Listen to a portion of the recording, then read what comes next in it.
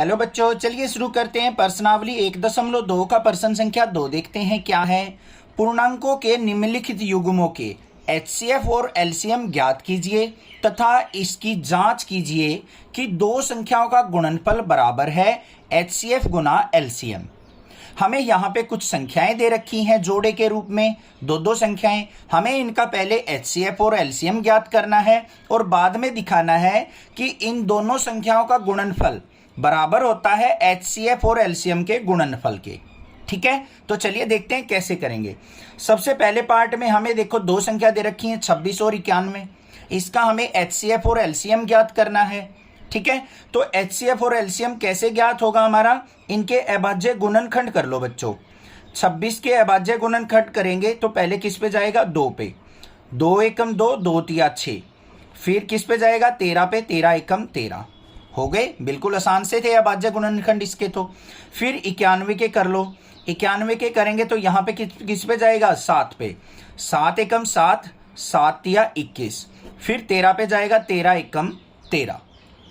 तो यहाँ पे गुणनखंड जो आ गए मेरे, वो क्या आ गए, लिख दो।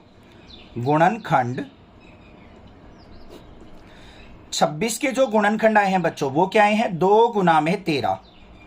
और 91 के जो गुणनखंड आए हैं बच्चों, क्या आए हैं, 7 गुना में 13। ठीक है, कोई दिक्कत नहीं है। इस तरीके से गुणनखंड आप कर लोगे। अब आपको बिल्कुल आसान तरीके से बताऊंगा मैं एचसीएफ और एलसीएम कैसे निकालोगे।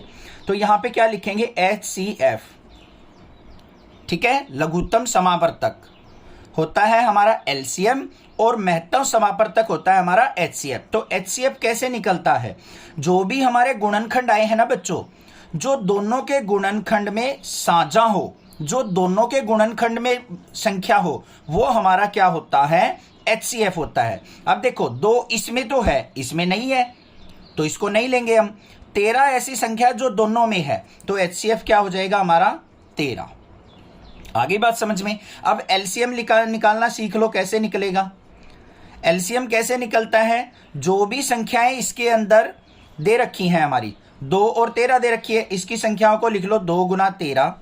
यहां पे देखो क्या दे रखा है, 7 और 13 हमारा आ चुका, तो उसको हम छोड़ देंगे। तो ये क्या आ गया, 7 दूनी 14, 14 और 13 की अगर मैं गुना करूंगा तो क्या आ गया, 182।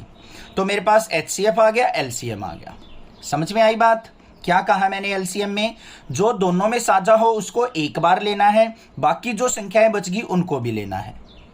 और एचसीएफ में ओनली हमें क्या करना है, जो साझा संख्या हो वो लेनी है। क्लियर।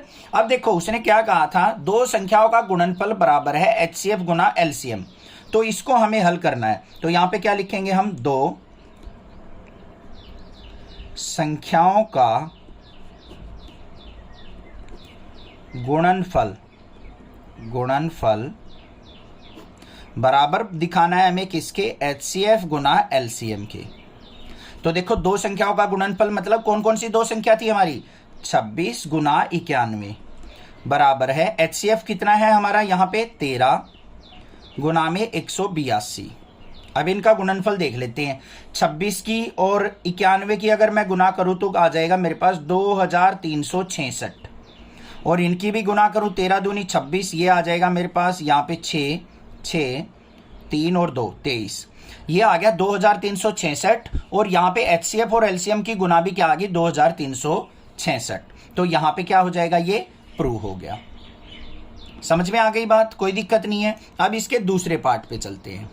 दूसरे पार्ट में हमें संख्याएं क्या क्या दे रखी हैं बच्चों, एक तो 510 दे रखी है, एक 92 दे रखी है। तो पहले 510 के हम क्या करेंगे, यहाँ पे गुणनखंड निकाल लेंगे। पहले किस पे जाएगा, 2 पे। 2 दूनी 4, ये हमारा कितना हो गया, 11 हो गया। 2 पंजे 10, फिर 10 हो गया, 2 पंजे 10। फिर किस पे जाएगा, ये हमारा 3 पे जा रहा है। 3 अट्ठे 24, 3 पंजे 15।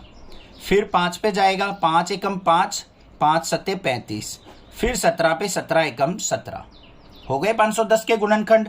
और दूसरे क्या है, 92 के हमें गुणनखंड करने हैं।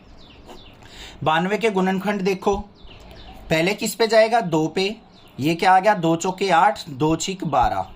फिर 2 पे जाएगा, 2 दूनी 4, 2 तिया 6। फिर 23 पे ही जाएगा, ये 23 एकम 23। अब यहाँ पे गुणनखंड देखो, 510 के गुणनखंड क्या आ गए हमारे, 2 गुना 3 गुना 5 गुना 17। और 92 के गुणनखंड क्या है बच्चों? 2 गुना 2 गुना 23। सबसे पहले हम क्या निकालेंगे? HCF, हाईएस्ट कॉमन फैक्टर, या फिर इसको क्या कहते हैं? महत्व समापवर्तक। कैसे निकलेगा? जो भी इन दोनों के गुणनखंडों में साझा हो। तो अकेला 2 जो है वो दोनों में साझा है, तो अकेला 2 हो गया हमारा HCF। और कोई भी संख्या ऐसी नहीं है जो दोनों में हो, तो 1 2 यहां पे साझा था, तो HCF कितना आ गया? 2। अब बात करते हैं LCM की। LCM कैसे निकलेगा? ध्यान से देख लो। जो भी साझा था उसको एक बार लेना है, ले लिया इन दोनों में से एक बार 2, बाकी जितनी भी संख्याएं बच गई उन सबको ले लो। यहां से 2, ऊपर से 3 गुना 5 गुना 17 गुना 23, ये सारी संख्याएं क्या ले ली हमने? प्रयोग कर ली। अब इनकी गुना देख लेते हैं क्या आती है। 2 दूनी 4, 4 तीय 12, 12 पंजे 60, 60 की 17 की और 23 की अगर मैं गुना करता हूं तो मेरे पास आ जाएगा ये 23,460। क्या आ जाएगा? 23,460। तो एलसीएम क्या आ गया हमारा यहाँ पे? 23,460। अब यहाँ पे दोनों संख्याओं का गुणनफल, यहाँ पे क्या लिखेंगे हम? 2 संख्याओं का गुणनफल बराबर है HCF गुना LCM। यही तो दर्शाना है हमें। 2 संख्याओं का गुणनफल कौन कौन सी संख्या है हमारी? 510 गुना में 92 बराबर है HCF कितना आया था? 2 गुना में 23,460। अब यहां पे देखो 2 से इसकी गुना करेंगे तो इसका डबल कर दो, ये 0 हो गया। 2 छिक 12, 2 चौक 8 और 1 9, 2 तिया 6, 2 दूनी 4, 46,920 हो गया।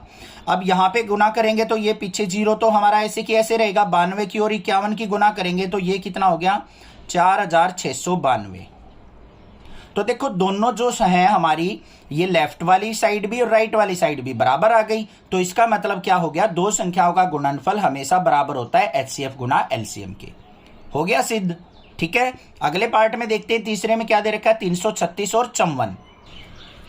यहां पे दे रखा है हमें 336 और 54। तो इनके गुणनखंड देखते हैं बच्चों। 336 के गुणनखंड करेंगे, पहले किससे भाग हो रहा है? 2 से। 2 से भाग करेंगे, 2 एकम 2, यहां पे 13 हो गया। 2 छिक 12, 2 अट्ठे 16। फिर किस पे जाएगा? 2 पे। 2 अट्ठे 16, 2 चौक 8। फिर 2 पे भाग हो रहा है, 2 चौक 8, 2 दूनी 4।